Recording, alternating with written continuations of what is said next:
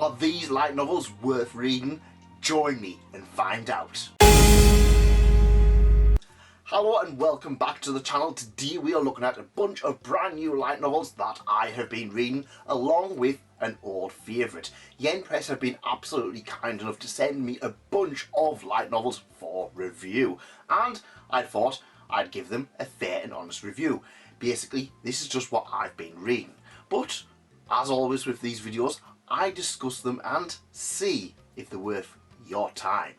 The first video we're going to talk about is Did You Think My Yuri Is Just For Show? Now, I'm going to be honest, this is the very first Yuri title that I have read in light novel form, so I was a little bit unsure. Now, first things first, this is actually a one-shot, and that is fairly important when we come to discuss this one, because, yeah, this is about 200 odd pages, and it could do with a little bit more. Now, this is a story about a young woman who absolutely adores their favourite idol. However, it turns out, well, that idol is going to graduate, and she is in a bit of despair. The next thing, however, is that that same idol comes and joins the agency, the voice acting agency that our protagonist is involved with. Oh, is she going to be able to hide her Yuri emotions? Because unlike a lot of, well, things in the industry, her Yuri is not just for show. What does that mean? So if you guys are aware of, say, Hololive, we've got the Ame Same, and we've got them graduating. Oh, Gura's graduating. But we also have Korone and Okayu, and Kali and Kiara. You know, those two who can be shipped together. Is it real or is it just played up for the audience? Well, in this case, it's not. It's not played up for the audience. It is genuine. Her love is genuine. And what we actually have here is quite an interesting point of view, because the author has done a good job of focusing on the idol industry, focusing on the voice actress industry, and it also has a little bit of in-depth in terms of, well, being gay in these industry. And you know what? I love this title. It was an absolutely fantastic read. Yeah, it could have done with a little bit more. There are a few times where it kind of starts building up for something and then it's somewhat quickly resolved. But you know what? It's a cute and fluffy title, and honestly, as an introduction to Yuri, makes me want more. Definitely check this one out if you're unsure about Yuri, if you just want a nice little romance. This is adults being adulting.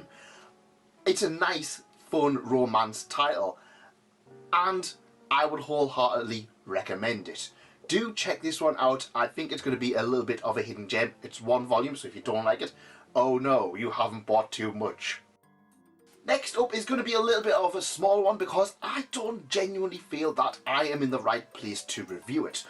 And that is it wrong to pick up girls in a dungeon? Minor Myths and Legends. Now, I'm going to be absolutely honest here. This was sent to me as a review copy. And I'm going to be even more honest, I have not read the source material.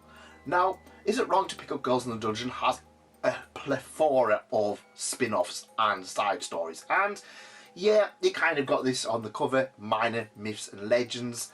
This is a bunch of short stories taking place during that world, and if I'm honest, you're going to enjoy it a lot more if you've read it. And I'm just kind of putting this down as a little bit of a warning one, because it's not that it's bad or anything, it just didn't hit really for me. The stories, they were enjoyable, but if I'm honest, I was kind of felt a little bit lost. You really need to read the source material before getting into this. I can't hold it against it, I've not read it, but you know what, it wasn't easy to get into. And I'm going to leave it at that. If I do get into the actual series, I will do a full-on review on it. I just kind of want to point out that, yeah, I read this, but I found myself a little bit confused. The next title we're going to talk about is Miri Lives in the Cat's Eyes. Now, again, sent to me by Yen Press, and I was a little bit unsure about this one. I don't know what it was. There was something about the synopsis that I just wasn't sure about. And this one, honestly, it worked for me. Now, it does have a lot of things going on for it. This is basically a time travel thing. This is about a young man who can look into someone's eyes when they're crying and see a little bit of the past or the future. And he uses that to connect with a young girl called Miri who, well, she is stuck in the cat's eyes. You can see her in the cat's eyes. That is linked in with both of these protagonists. What we also have here is COVID. Yes, this is set during COVID, and we have a lot of the fears and scariness that went through the people's minds when we were in COVID. It's quite good in terms of doing that. We also have a lot of theatrical stuff. We have a murder mystery. We have a lot of things going on, and this title, it does manage to pull it off somehow. I'm going to be honest, it's one of those ones where the more I thought about it, the more confused I felt with the series. It doesn't end on a positive or negative note, it ends on a note, but it does manage to kind of balance a lot of these things. It's doing so much that if you're wanting the murder mystery thing, you might be a little bit annoyed that it gets bogged down with the theatrical side of things. If you want the romance, oh yeah, it's, you know, like we're gonna have like 20 pages of theatrics and stuff like that. But it manages it. It's not the best title in the world, but it does manage it, and again, it's a one shot. And you know what, in this day and age, having a title that requires very little barrier of entry, very little effort, and is still a good read is always a plus in my eyes. A little bit hesitant on this one, but I think it's acting smarter than it actually was. I think if it just culled a few of the little kind of things down, it might have been a little bit more enjoyable, but don't take that as a bad review. Think of it as something a little bit different and something that you might try and you might enjoy. Next up is 2 volumes of a series that I have been picking up as and when I see them. It took a while to get volume 20, but volume 20 and 21 kind of I managed to get back to back, so I read them back to back, and those titles are Infinite Dendagram volume 20 and 21. Now, I have spoke at great length about this series, and honestly, it's one that I absolutely adore. Well, yeah, they're good. They're really good. Infinite Dendagram is a series that just keeps expanding and expanding. If you want over-the-top battle shonen elements with amazing skill sets and powers, this is for you. If you want world building, this is for you. If you want character-driven moments, this is for you. This is a series that I genuinely thought was kind of like, I was like, oh, it's not going anywhere, it's not going to wrap up. And I have been a little bit critical of other titles like ReZero, where I've said, you know what, this series probably isn't going to end anytime soon. I've kind of dropped for now, but I want to pick it back up. But Infinite Dendagram, I have continued with it. It does feel like it's trying to expand and things are getting bigger, but it is very evident that it is building towards something. At this point, I don't know what it's building towards, but you can tell with all of these side stories, all of these kind of focus on different characters, it is building up to something fantastic. And these 2 volumes do that. Again, we have the main protagonist taking a bit of a back seat. He is a little bit more relevant in the second one, but what we have here is 2 stories focusing on minor characters and just shaping the world around them. We get to see glimpses into their lives, glimpses into their past, glimpses into the past of Infinite Dendagram. And I've moved away from this being a story about Ray Sterling. I've moved into this about the story of Infinite Dendagram, the story about different people. Whereas a lot of other series will have a very clear goal of, you know what, we're going to have to beat the Demon Lord. This is a story of different people's lives in this world. And while it looks like it will start coming together, it's a little bit muddy on what it's going to be doing.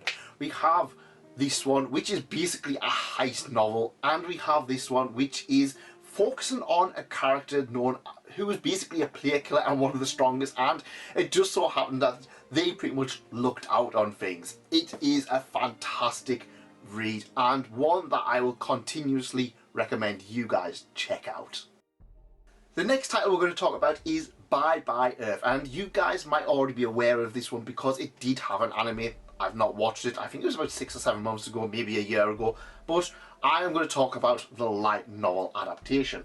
And this one was interesting because cast your mind back to about 20 years ago when JRPGs kind of felt, I wouldn't say unique, but they had their own feel to it. I feel like I see a lot of titles now where they are based on Dungeons & Dragons or Dragon Quest, but this is genuinely a title that feels like its world is its complete own thing. We have these mystical and magical elements to a world that just feel something completely unique and really pulled me back into my feelings of playing a lot of JRPGs in the late 90s and early 2000s. Bye Bye Earth tells a story about a young woman who, well, she is the only human, full human, in a world of furries. I wouldn't say furry, animal creatures. You know what I mean? Cat girls and lizard men and what have you. She's the only normal kind of person, in which she's not normal. She's kind of outcast for it. And this is a story about her trying to find her origin, trying to find her life.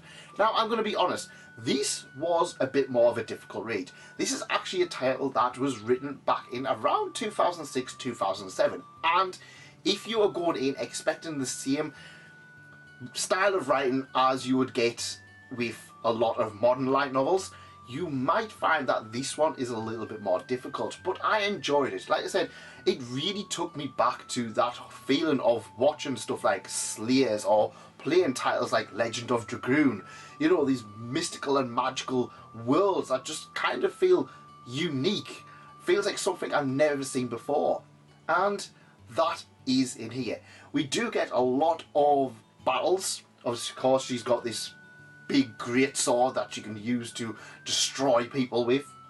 But as the series progresses, it moves on from being her battling things to finding herself and finding out her place in this world. It was a fantastic read, and I feel like it's one that the cover doesn't necessarily kind of entice you enough, but you know what? I had a great time with it, and it's one that I would really wholeheartedly recommend. It's a great series and I loved Volume 1. But that's what I think. What have you guys been reading this month or the last few months? What new series, brand new series, have you been checking out? Let me know in the comments. And if you do like this, leave a like and consider subscribing. Just an FYI, I am doing YouTube Shorts now a little bit more aggressively than I was before. So yeah, if you want some little mini reviews, go check them out. See you on the next page.